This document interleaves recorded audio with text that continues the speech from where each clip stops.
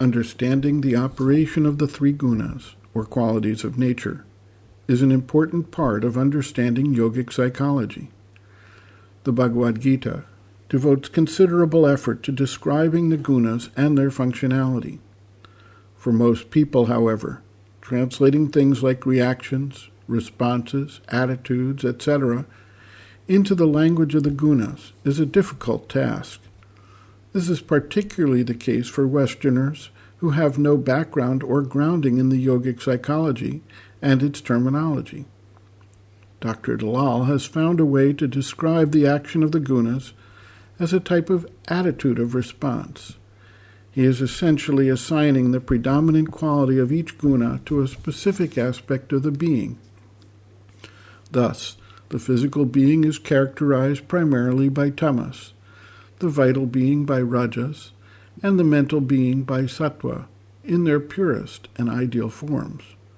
Of course, there is an intermixture at each level, so no one represents any guna solely, nor is any element of the complete being free from the action and qualifying attitude of the other gunas.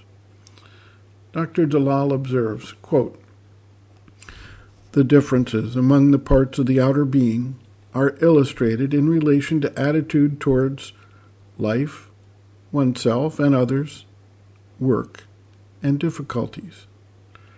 With respect to attitudes of the outer being towards life, the physical being exhibits aimlessness, with life governed by habit and routine.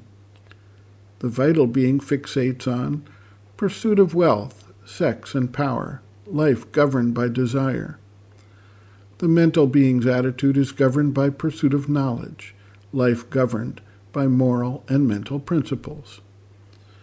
With respect to oneself and others, the physical being focuses on identification with the body. The vital being identifies with impulses and emotions. The mental being focuses on identification with the mind. With respect to work, the physical being sees it as a chore, drudgery. The vital being looks upon work as a means of earning, exercising power, and exhibiting one's skills and abilities.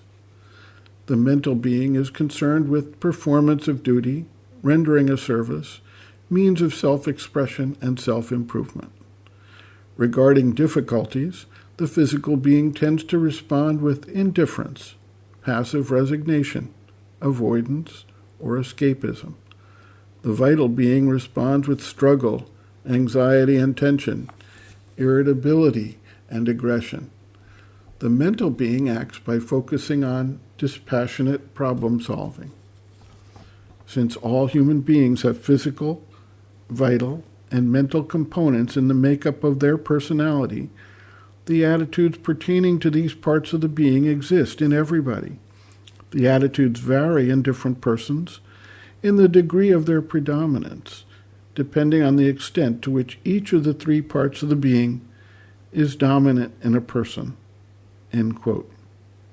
Reference, Sri Aurobindo and the Mother, Looking from Within, Introduction by Dr. Dalal, pages Roman 8 to 9.